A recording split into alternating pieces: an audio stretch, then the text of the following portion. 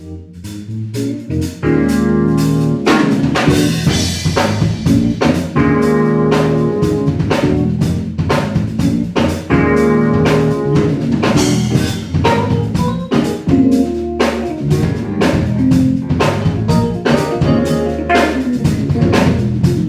fun already, folks. We're at the Jazz Kitchen in Indianapolis with our good friend Jeff Lorber. Welcome, Jeff. Thank you. And, was that one of your first interviews when you guys first started? Well, you were in the first year or something like that. Yeah. We've been on the phone at least 2 or 3 times, right, as a guest for ours.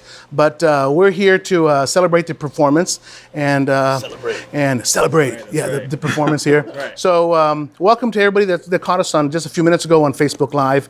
But anyway, we want to chat about a couple things. And joining us today also is premier drummer. The best that there is Sonny Emory. How you doing? I'm good, man. Good. Happy to be here with my good friend Jeffrey. Yes, sir. Right, yeah. And also a young bassist that's making his moves and has made a major impact here with the Jeff Lorber Fusion, and that's Ben Shepard. Ben, welcome. Hey, good to be here, man. Good, Yes, sir. good.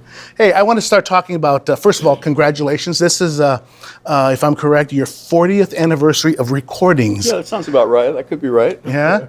And that's, just for Ben, tell him that's 40 again, right? Yeah. And also, we want to congratulate you because you're on the downside of winning your Grammy for a great project last in 2018. Oh, thanks. It's The called Prototype The Protocol. album. Tell us a little bit about that and the momentum that's given you. It's been a while since you've got the Grammy. You've been already having a lot of nominations. That's right. But it's great to get the gold here. It was really fun because usually they have it in LA at the Staples Center, but that year they had it at Madison Square Garden, which was a lot different because the Staples Center they cordon everything off. You kind of like walk there. It's all relaxed. Like in New York, it's all intense. You're right on like 7th Avenue, and there's all the looky-loos and the like the police and the sirens and everything else. And it was really a surprise after all those times because I definitely know what it feels like when they say, and the winner is, and it's somebody else. And, but it was us, and Jimmy was there, and so we went up there, and it was definitely a thrill. And it's nice to be recognized by your peers, so it's a nice thing to do. Well, you have a lot of momentum right now. You've just have a new recording that you're playing. You've recorded with Everett Hart, right? With and Jazz Paul Funk Soul, Jackson. yeah. Paul Jackson. Tell us about that real quick. Well, the group started off as a touring entity, and it was with Chuck Loeb, who we miss very much. He was just an incredible musician, right. And he died of cancer, unfortunately, last year. And while he was ill, we had Paul Jackson Jr. Filling in, and he's a great musician, good friend of both Everett's and mine. So we decided to kind of keep the thing going with Paul, and he was up for it. So we were thrilled about that. Yeah, and we got a fair number of gigs coming up this year. We're playing on the Dave Kaz cruise in a couple weeks in Australia, and it kind of goes from there. Yeah, and the new project's called Impact. The Jeff Lorber Fusion album's called Impact, and the Jazz Funk Soul thing is called Life and Times. Will you be just doing some of those tracks tonight? Yeah, Dave Kaz keeps you working. He has everybody doing their own stuff and other people's stuff. Actually, one thing I'm looking forward to doing on the cruise is I'm going to do a concert of the music of Herbie Hancock. Oh, wonderful! Wow. Some of my favorite Herbie tunes that I used to do, like when I started my group in the Pacific Northwest, and we played at a club very much like this. Like 7 nights, 7 nights a week for months at a time, and we could get in there and practice and learn a lot of music. We used to do a lot of the old Herbie music back in those days, wonderful. so I'm going to get back to my roots on that one. Yeah, well, congratulations. Sonny, you've been hanging with Jeff and a lot of Hotcats there for the longest time, and if people don't know, just remind that, you have the genes of Earth, Wind, and Fire, and you Joe Sample, and it goes on and on. Tell us about working with Jeff over the past tours or whatever.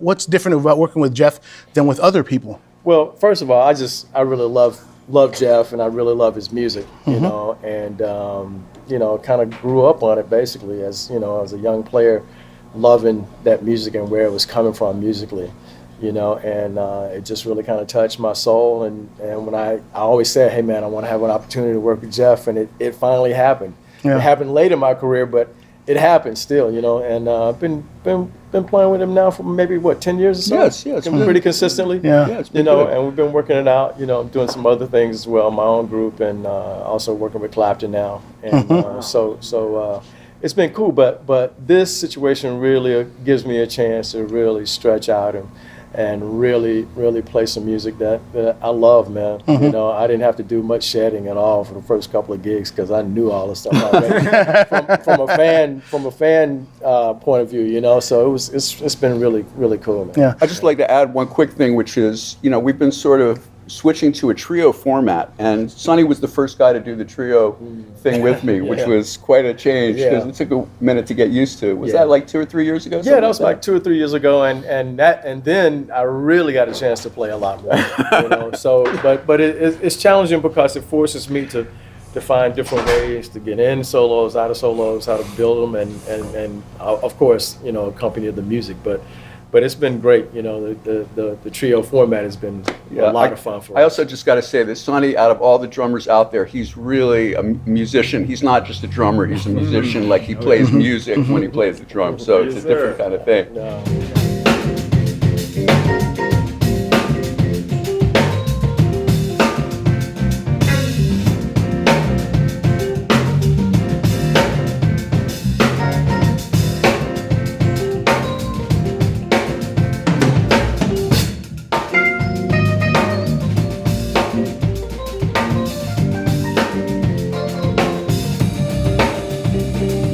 Ben Shepard, welcome to Indianapolis. You're the new person on the block here, Newbie. but you're very inexperienced. Tell us as to, Exactly. as I was talking with Jeff earlier, Just got the bass last week. That's you know, right. yeah, I just picked it up, you know. I'll take anyone on the road these days, you know. Bass players are in demand all the time. You see? That's how it is, right? It is. You know, it's kind of an easy instrument, but yours has you know. extra strings though. Extra strings, you know. See, I'm one of those, you know. I pass through the different grades and I test it out, so I'm already on 6 strings. You see, you know. So the question is, tell us about how you connected with Jeff. So how I connected through Jeff with Jeff was through a mutual friend of ours, a great drummer, Gary Novak, and through him, Jeff had called me for a session at his house, you know, for a trumpet player. And then we recently did another gig that Jeff was the MD for and playing keys, and it was in celebration of Jackie Robinson's 100th birthday. Mm-hmm. And we did that over at Royce Hall at UCLA, and Jeff had put together this band, which was crazy because it was little old me. You know, it was Dave Weckl on drums. You got Michael Thompson on guitar. You got Lenny Castro on percussion. Everett Harp. You know.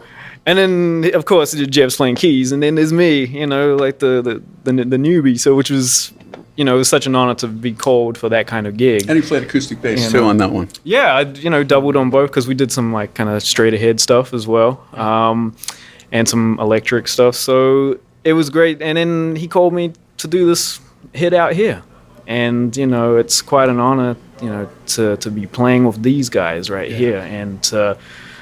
Never did I thought I would sub for one of my favorite bass players, you know, Jimmy Haslip, who's a huge inspiration and has been and will always be.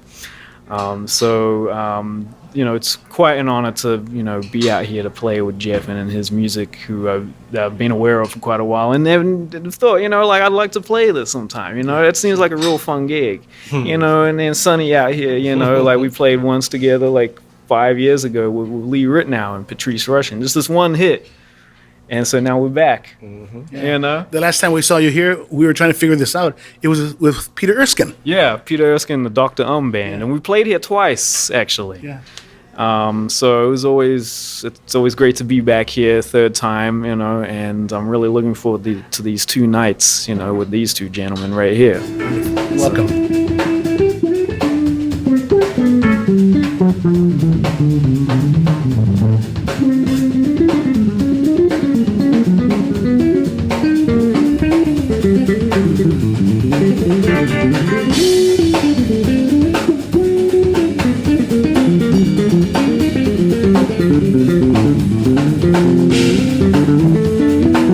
Sonny, working, you know, with a person who you haven't played with a lot. Mm-hmm. Tell us about the chemistry. What do you guys depend on? Well, sometimes, with a new relationship? Well, like Ben mentioned, we have played together like once, okay. And a lot of times when you find a cat that really knows what time it is, and there's a chemistry, there's a synergy there, and that's kind of what happened with us the very first time. So you don't have to play a lot to know that when you play with a cat, it's going to be right. You know what I mean? There's a lot of give and take. I mean, we're both constantly listening to each other. We're listening to Jeff. I mean, it's just a three-way conversation going on the entire time. So what makes it fun and makes it easy is these two cats are dialed in the whole time. We're dialed in each other. We know what our role is as far as bass and drums. You know what I mean? So that comes first, and then everything else is just icing on the cake, man. But I mean, Ben and I, from the very first note that we played together, maybe 4 or 5 years ago, we knew it was great, man. We had fun, and so when you meet those guys, because it's not just a technical thing, it's about what the cat's feeling in his heart at the time, and how he's approaching the acts. Jeff, your performances depend on a lot of the confidence in these two guys. Oh yeah. Tell us about that. Well, I mean, what I was when you were just asking that question and he was talking, like what I was thinking about was how to arrive at this level of this kind of music. To arrive at this level, you have to go through listening to Miles and Herbie and bebop and a lot of you got like we're all members of the same church where we've all read the same books and listen to the same music. And so when you get here, we're basically all we've kind of all gone to school together and listened to the same music, and that's what makes it easy. That's why we can just come together and play, and it's easy. It's a language, yeah. Universal language. Yeah. It just proves that music. You get a bunch of dudes in the room, and they might not all speak English, but we can all understand and play music and communicate on that level very easily if the language, the music. The other thing that makes this gig really special to me is that this is not an easy gig.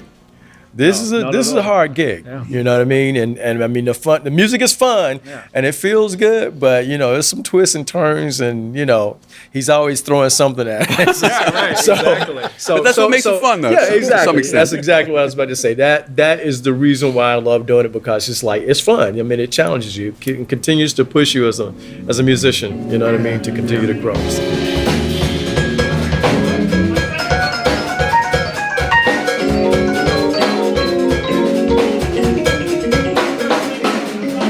This is Eddie Cabello with Inside MusiCast, and that's Rick behind the camera there. Rick. Wave there. Okay, so thanks for being with us, everybody. Don't forget to look at our brand new website that just launched today, and it's a lot of features, and we've got studio tours of a lot of our guests, including we might hopefully get a few photos from Jeff in his studio there in Palisades.